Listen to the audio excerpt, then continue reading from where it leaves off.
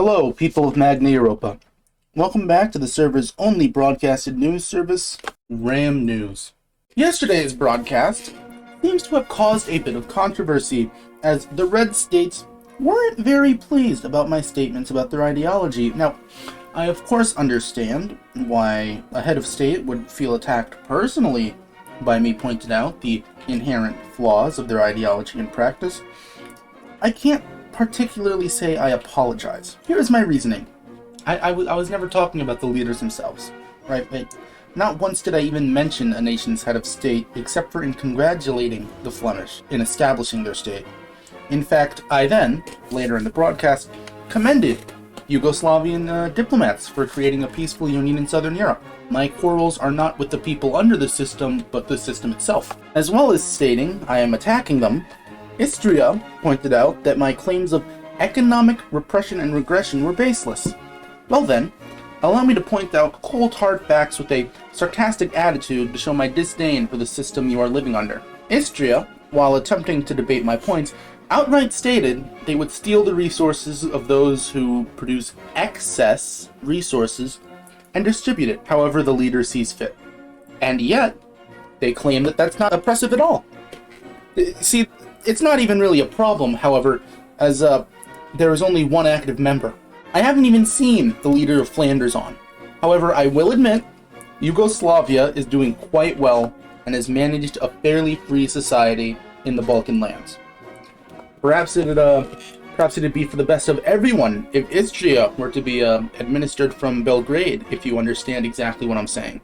The Pan-European League of Socialists is no heavenly institute here to liberate the world from tyranny. It's an echo chamber of single-party ideals. Yugoslavia is cool though. Jam 6 is a good leader. Shout out to Yugoslavia.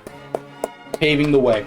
I believe that perhaps we need a neutral view on the situation, as I clearly have a bias, as the people of Gotland are starkly anti-communist in their views. We are a total and absolute monarchy after all, essentially the eternal historical enemy of Marxist thought. And so, for a neutral point of view, here is the president from the independent state of Germany, Allisure. Hello, how are you? I'm okay, how are you? I'm doing quite good, thank you. It's an honor to have you down here. It's an honor to be here. So that I'm correct, it is President of Germany. It is a federal republic, if I'm correct, yes? Yes. Alright. I just wanted to get that out of the way, not get, terms incorrect, So, what do you think about the current geopolitical situation in Europe? It currently feels as though the majority capitalist North is soon to be at conflict with the majority socialist South, and I would love to hear your input. Well, I think that ever since the people in France got banned, that everything had settled down a bit more. But I'm not quite sure what will happen in the future. I personally think that, well, I hope that everything will just stay calm between all the nations in Europe. I've got to agree with you on that. Peace is of our utmost importance. Yeah. I'd like to know, how is it that Germany plans to steer itself through these tough times in geopolitics? I understand that this is not the first time that a German state has formed, and I'd just like to hear how it is that you hope to, show the legacy of the German nation. Well, for the most part, I would like the nation of Germany to just work on themselves for a bit and not really get involved in much conflict so we can progress.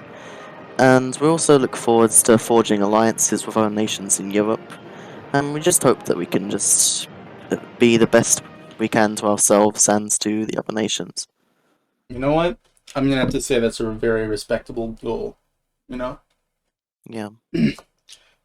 However, if you had to pick a faction to join, either the Northern Lights or the Pan-European League of Socialists, who is it that you join, ignoring personal relationships, of course, and why is it that you would make that choice?